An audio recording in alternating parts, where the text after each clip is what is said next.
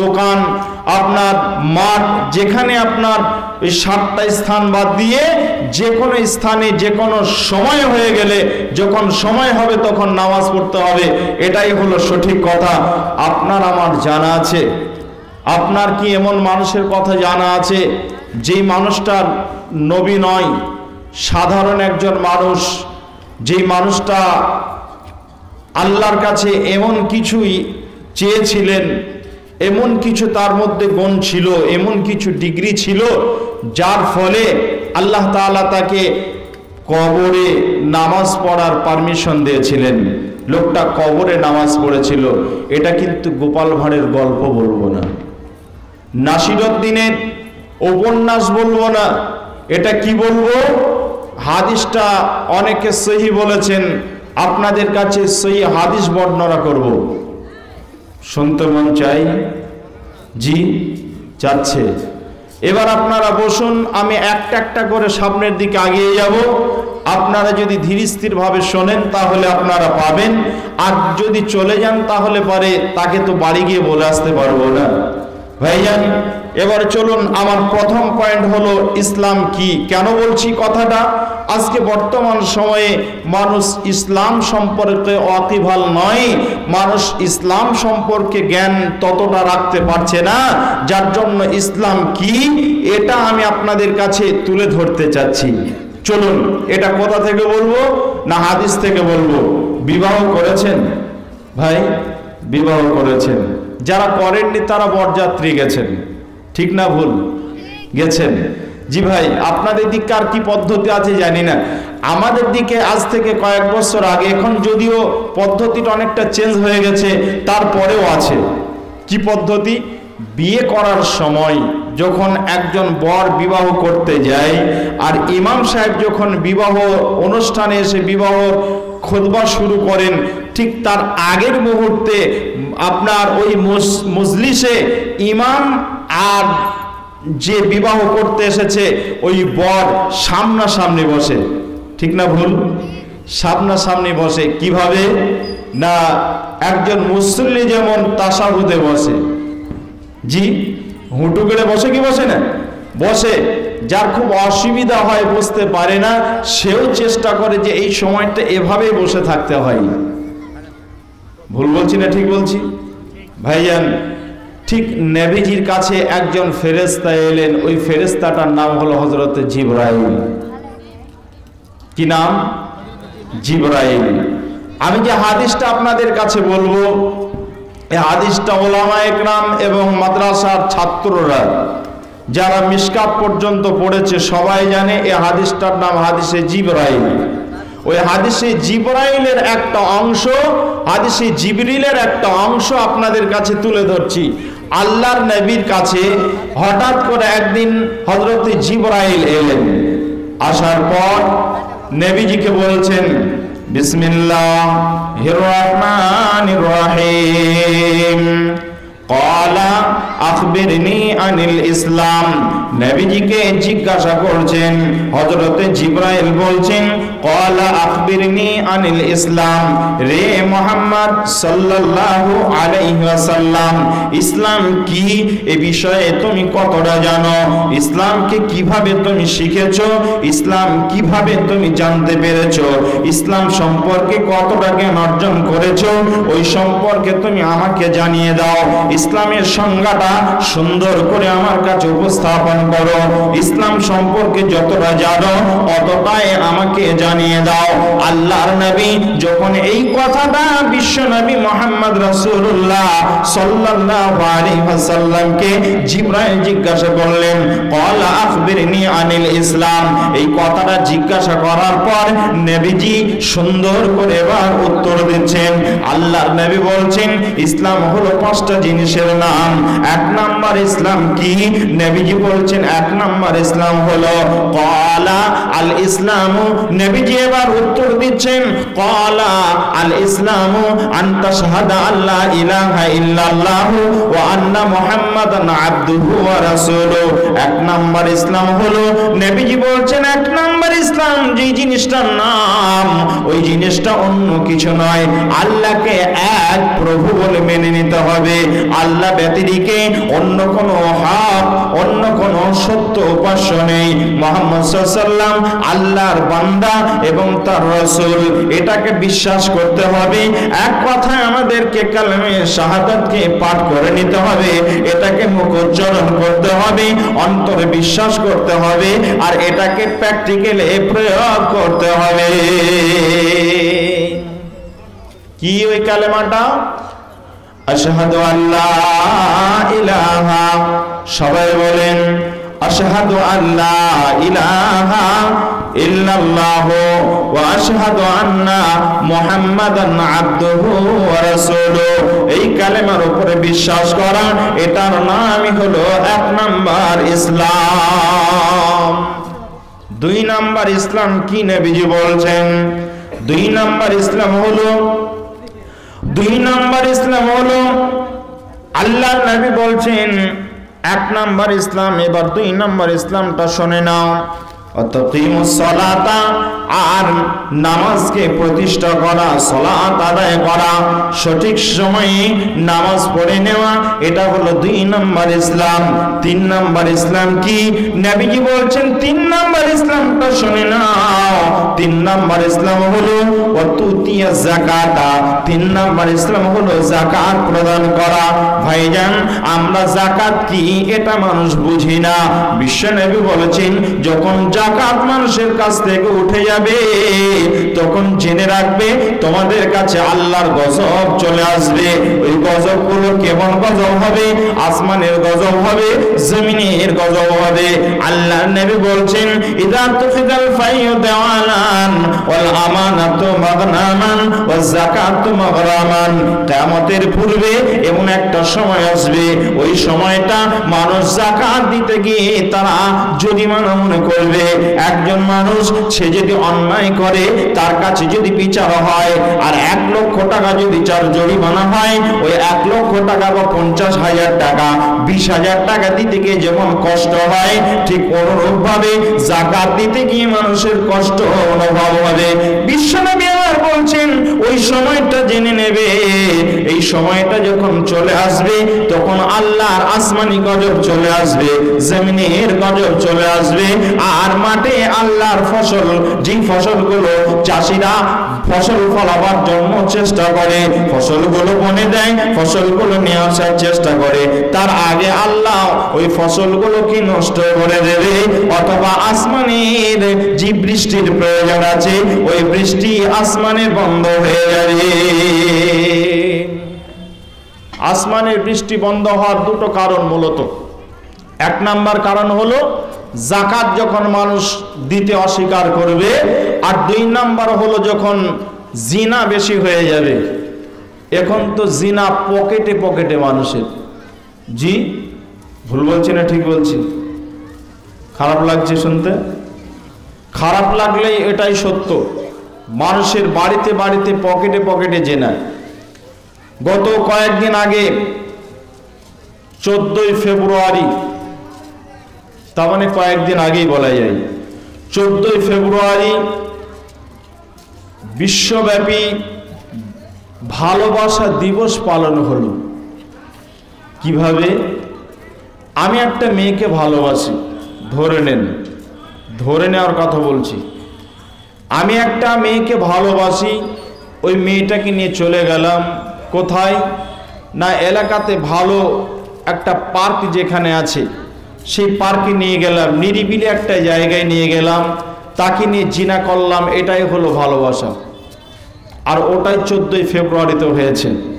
বাংলাদেশে দেখলাম একটা ভিডিও ফুটেজ আপনার ভাইরাল হয়েছে। প্রশাসন একটা আপনার পার্কে ঢুকেছে, আর ওই পার্কে গিয়ে দুই দিক থেকে প্রশাসন তাদেরকে ঘিরে নিয়েছে, বলছে যে এখান থেকে চলে যাবে তাকে এনকাউন্টার করে শেষ করে দেওয়া হবে। ভয় দেখাচ্ছে। প্রত্যেকের বাপকে আপন আপন ডেকে নাও, প্রশাসন বলছে ছেলে হোক চাই মেয়ে হোক প্রত্যেকের বাপকে ফোন করো, আর সবাই জোড়া জোড়া নিয়ে বসে আছে। একটা ছেলে একটা মেয়ে, যুবতী ছেলে যুবতী মেয়ে, যুবক ছেলে জড়িয়ে ধরে বসে আছে, গালে গাল লাগিয়ে বসে আছে। জি ভাই, তা এই অবস্থাতে প্রশাসন ধরে নিয়েছে, বলছে যার বাপ আসবে তাকেই জরিমানা নিয়ে ছাড়বো, আর যার বাপ আসবে না তাকে জেলে ভরে দেবো। কেন এত বেহায়া দিবস, এই দিবস পালন চলছে? ভাইজান, আমি আপনাকে বলছিলাম যে পৃথিবীতে আল্লাহ তাআলা যে আসমানি গজব দেবেন, বৃষ্টি বন্ধ করে দেবেন, মানুষের কষ্ট হবে, আর ওটা হওয়ার পিছনে কারণ হলো জেনা, আর এটাকেই বলা হয়েছে জেনা। আরো কঠিন জেনা আছে। আমি বলছিলাম কি কথা, 3 নাম্বার হলো জাকাত। জাকাতটা এমন জিনিস, জাকাতটার ব্যাপারে মানুষের কাছে পরিষ্কার ধারণা নেই। আমি 1 মিনিটে আপনাকে ধারণা দিচ্ছি। জাকাত কাকে বলে, জাকাত কোনটা থেকে দিতে হয়। জাকাত দিতে হবে, আপনার দৈহিক জাকাত আছে, বছরে একবার 1 মাস রোজা রাখতে হবে, সিয়াম পালন করতে হবে, এটা হলো আপনার শারীরিক জাকাত। 2 নাম্বার কথা, আপনার বাড়িতে এই রমজান আসছে, আগামী রমজান পর্যন্ত অথবা মার্চ থেকে আর 1 মার্চ পর্যন্ত, যে কোনো একটা মাস, আপনি বৈশাখ মাস থেকে আর 1 বৈশাখ মাস পর্যন্ত আপনি যে ব্যবসা বাণিজ্য করলেন, চাষাবাদ করলেন, যা খরচা করলেন, সব খরচা করার পর যদি আপনার ঘরে 26,000 টাকা থাকে, তাহলে 26,000 টাকা থেকে শতকরা 2.5 টাকা বাহির করতে হবে। আপনাকে 100 টাকায় 2.5 টাকা বাহির করতে হবে। এক কথায় আপনার যদি 1 লক্ষ টাকা থাকে, তাহলে 2,500 টাকা বাহির করে দিতে হবে। এটা কিন্তু আপনার মাল নয়, এটা হলো জাকাত। জাকাত মানে হলো আপনার মালের মধ্যে থেকে যেটা নোংরা, সেটাকে বাহির করে দিতে হবে, এটার নামই হলো জাকাত। এটা হলো টাকার কথা বললাম, টাকার জাকাত। ভাইয়ান, আপনার স্ত্রীর, আপনার মেয়ের সোনা আছে কত না 7.5 ভরি। 7.5 ভরি সোনা থাকলে পারে ওখান থেকে আপনাকে জাকাত বাহির করতে হবে। ওটাকে টাকায় পরিণত করে শতকরা 2.5 টাকা হিসাবে জাকাত দিতে হবে। চাঁদি যদি আপনার বাড়িতে 52.5 ভরি চাঁদি থাকে, তাহলে আপনার ওই চাঁদি থেকে ওটাকে মূল্য নিয়ে আসতে হবে, টাকাতে নিয়ে আসতে হবে, আর টাকাতে রূপান্তরিত করার পর ওই টাকা থেকে শতকরা 2.5 টাকা হিসাবে জাকাত দিতে হবে।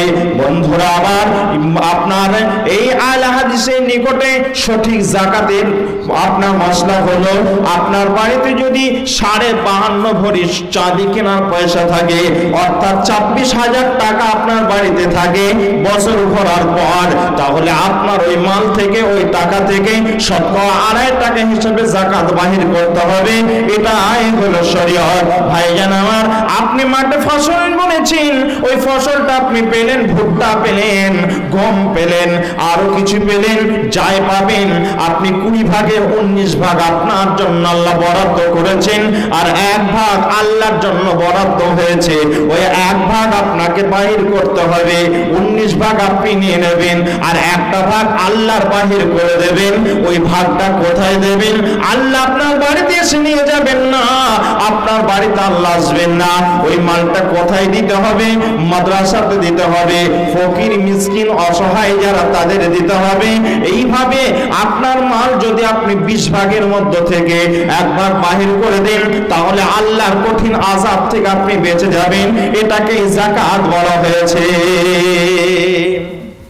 যাকাত মানে হলো পবিত্র করা, মাল পবিত্র করা, বৃদ্ধি করা, যাকাতের অর্থ। ভাইজান, 3 নাম্বার রুকন হলো যাকাত দেওয়া, আর 4 নাম্বার রুকনে যায়। 4 নাম্বার ইসলাম কাকে বলা হয়েছে? নবীজি বলেছেন, ওয়াতাসুমা রমাজানা, রমজান মাসে সিয়াম পালন করবে, রোজা রাখবে 1 মাস। এটা হলো 4র্থ নাম্বার ইসলাম। 5ম নাম্বার ইসলাম কি না? 5ম নাম্বার ইসলাম হলো ওয়াতাহুজ্জাল বাইতা ইন ইসতাতা ইলাইহি সাবিলা। 5ম নাম্বার ইসলাম হলো যে মানুষটা 2 ধরনের শক্তি আছে, শারীরিক শক্তি আছে আর আপনার অর্থনৈতিক শক্তি আছে, ওই লোকটা যেন আল্লাহর ঘর মক্কায় গিয়ে রুকুনে হজ যেগুলো আছে, হজের যে সমস্ত রুকুনগুলো আছে, কাজগুলো আছে, এক কথায় আল্লাহর ঘরে গিয়ে সে যেন হজ করে আসে, মক্কায় গিয়ে যেন লোকটা হজ করে আসতে পারে। আল্লাহ বলছেন এই পাঁচটা, নবীজি বলছেন এই পাঁচটা জিনিসের নাম ইসলাম। এক নাম্বার ইসলাম হলো আপনার কালেমায়ে শাহাদাত, দুই নম্বরে হলো আপনার সালাত বা নামাজ, তিন নম্বর হলো যাকাত, আর চার নম্বর হলো সওম অর্থাৎ রোজা, এক মাসের রোজা, আর পাঁচ নম্বর হলো হজ। আল্লাহর নবী বলছেন এই পাঁচটা জিনিস যার উপরে ফরজ হয়েছে, যে লোকটা পাঁচটাই করতে পারবে, অর্থাৎ লোকটার উপরে যাকাতও ফরজ আছে আর তার মালও অনেক আছে, আল্লাহর ঘর হজ করতে যেতে পারবে। এই পাঁচটা ফরজ হওয়ার পর এই পাঁচটা কমপ্লিট করতে পারবে। আর যদি কোনো মানুষ না করে, ওই লোকটা ইসলামের মধ্যে থাকতে পারবে না। কোন মানুষের উপরে হজ ফরজ হয়েছে, ওই লোকটা যদি হজ না করে কাবিরা গুনাহর মধ্যে পড়ে যাবে। শুধু তাই নয়, অন্য একটা হাদিসে এসেছে নবীজি বলছেন একটা মানুষের হজ ফরজ হলো কিন্তু লোকটা হজ করলো না, তাহলে ওই মানুষটা হামানের সহিত, ওই লোকটা ফিরাউনের সহিত, ওই লোকটা কিয়ামতের দিন উঠবে। অর্থাৎ তারা যে জায়গায় যাবে, তারা জাহান্নামে গেলে পারে, লোকটাও জাহান্নামে যাবে। অর্থাৎ আজ হামান কোনোদিন জান্নাতে যাবে না, ফিরাউন কোনোদিন জান্নাতে যাবে না, কারণ কোনোদিন জান্নাতে যাবে না। ওরা যদি জাহান্নামে যায়, তাহলে যে লোকটার উপরে হজ ফরজ হয়েছে, এই লোকটা আল্লাহর ওই জাহান্নামের মধ্যে চলে যাবে। ভাই কয়টা বললাম? পাঁচটা। ইসলাম কয়টা জিনিসের নাম বললাম? পাঁচটা। মনে আছে তো? কি কি বলেছে মনে আছে? এবার চলো, অনেক মানুষ বলে মাওলানা নামাজ পড়ি না কিন্তু ঈমান ঠিক আছে। বলে কি বলে না? আমি নামাজ পড়ি না কিন্তু ইসলামের আমি সব মানি। বলে বলে এখন কথা হলো, যদি কোনো মানুষ নামাজ না পড়ে তাহলে সে কি ইসলামের মধ্যে থাকবে?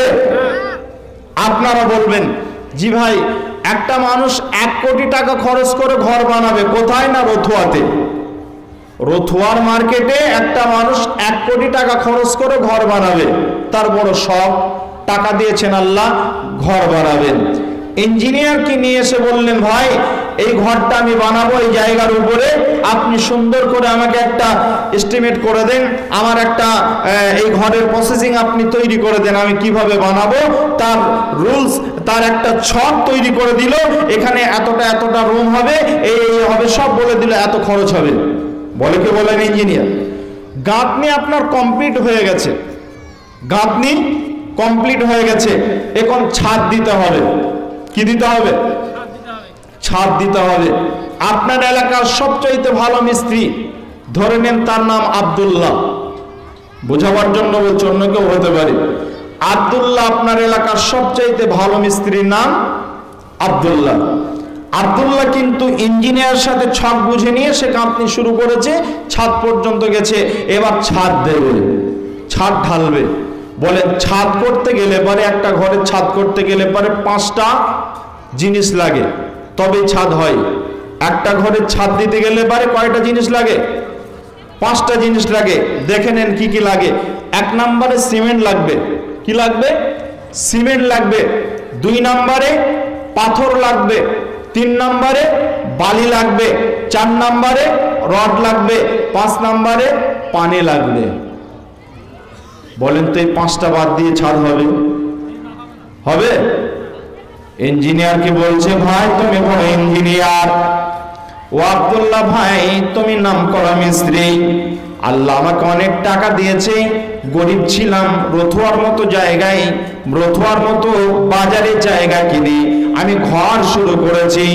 আমার ঘর এমন মজবুত করে বানাবো, আমি স্বপ্ন আমার এটা, আমি এটা কল্পনা করছি, এমন মজবুত করে বানাবো, আমার ঘরে ছাদ দেব, কিন্তু আমার ঘরে ছাদ দেওয়ার সময় 1 ফোঁটা পানি যেন আমার ছাদে প্রবেশ না করে, আমার ছাদ দেওয়ার সময় 1 ফোঁটা পানি যেন না পড়ে, আমি ছাদে পানি ব্যবহার করব না।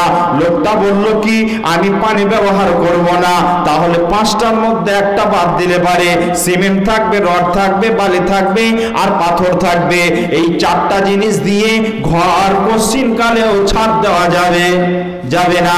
বন্ধুরা আমার, কোন ব্যক্তি যদি বলে আমি ঘর বানাবো, সিমেন্ট দেব না, আমি সিমেন্টটাকে দেব না, রড দেব, পাথর দেব, বালি দেব, পানি দেব, বলেন ঘরের ছাদ দেওয়া যাবে যাবে না। বন্ধুরা আমার, পাঁচটা জিনিসের মধ্যে যেটাকে আপনি বাহির করে নেবেন, সেটা একটা বাহির করে নিলে পারে ঘরের ছাদ যেমন হয় না, ঘরের ছাদ যেমন দেওয়া সম্ভব হবে না। আল্লাহর নবী বলছেন ইসলাম পাঁচটা জিনিসের নাম, একটাকে বাদ দিলে পারে আর একটাকে খুঁজে পাওয়া যাবে না, একটাকে বাদ দিলে পারে আর একটার কাজ খুঁজে পাওয়া যাবে না। ঠিক এটার নামই হলো ইসলাম। ইসলাম পাঁচটা জিনিসের নাম, একটার সঙ্গে আর একটা রিলেটেড, একটার সঙ্গে আর একটা এমনই সম্পর্ক আছে, একটাকে ধরতে যাবেন আর একটাকে বাদ দেবেন, একটাকে বাদ দিয়ে আর একটাকে ধরতে যাবেন, কোশ্চিনকালেও আপনি খুঁজে পাবেন না, আপনার কাছে ইসলাম থাকবে না। বন্ধুরা আমার, তাহলে ইসলাম এত গুরুত্বপূর্ণ জিনিসের নামই হলো ইসলাম। বুঝে এসেছে না আসেনি? বুঝতে পেরেছেন না পারেননি? জি, আমার কথা খারাপ লাগছে? কথা বলেন। পিছনের মানুষ বুঝতে পারছেন? তারপরে মানুষ যে পালিয়ে যাচ্ছে, চাচা মনে হয় মাল মারতে যাচ্ছে নাকি? হ্যাঁ, চাচার মনে হয় নেশা লেগেছে গো। আল্লাহু আকবার। জি, তাহলে এক নাম্বার কথা আমি বললাম, একটা পয়েন্ট নিয়ে আলোচনা করলাম। কি কথা? ইসলাম কি এ বিষয়ে বললাম। আর এখানে অনেক কথা আছে, বেশি কথা বলা যাবে না। এবার চলুন দ্বিতীয় নাম্বার